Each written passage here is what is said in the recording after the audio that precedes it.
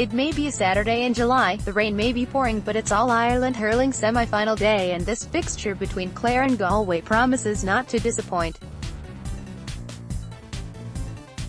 We take a look at the key questions ahead of the 5 p.m. throw-in. For the key matchups. When this fixture was first announced, the pairing that sprung to everyone's mind was that of John Conlon v Daithi Burke. Two big, powerful men in the peak of their form going toe-to-toe, that is of course, if Burke is fit to start. There were rumors earlier this week that the talismanic defender had injured his ankle during a challenge game with the U21s last weekend. Michael Donahue has reportedly told the Connacht Tribune that Burke is fit to play, but Galway fans will be holding their breath until throw-in time to see if that's true. Much has also been made of the potential matchup of Tony Kelly up against Gearoid McInerney.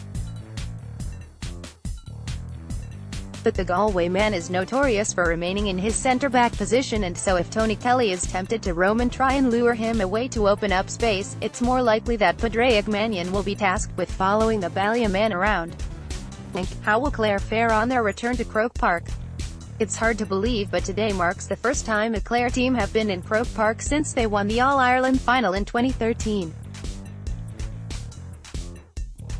The bones of that squad are still with the Banner County, but for some, it will be their first outing at GAA HQ. The likes of teenagers, Tony Kelly and Shane O'Donnell lit up the field in 2013, and their more mature selves will be heavily relied upon today. Clare have yet to show the form that they produced 5 years ago, but with the big, open spaces in Croke Park, we may see a return to the pacey, flowing game that they love to play.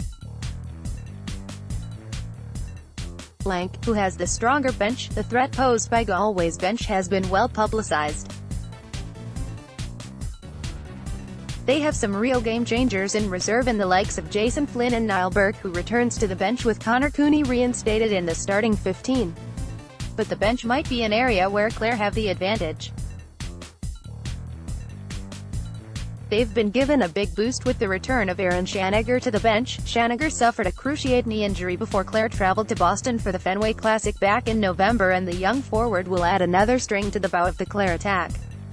Let's not forget what Conor McGrath can add to a game, while the management team have turned to the likes of David Fitzgerald and Ian Galvin on numerous occasions this summer, with the latter scoring late goals against Tipperary and Cork. How do Clare get around this Galway pack?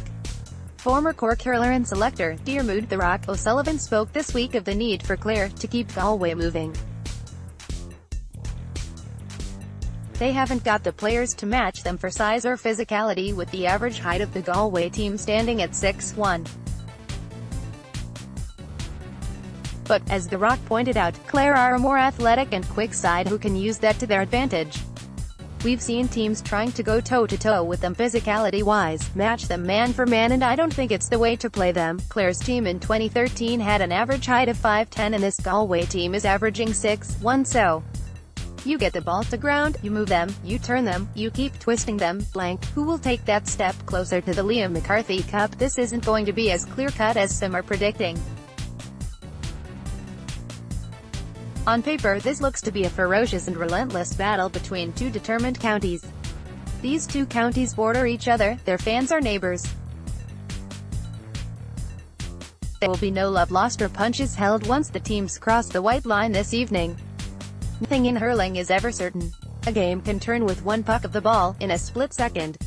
Yes, Galway are favourites.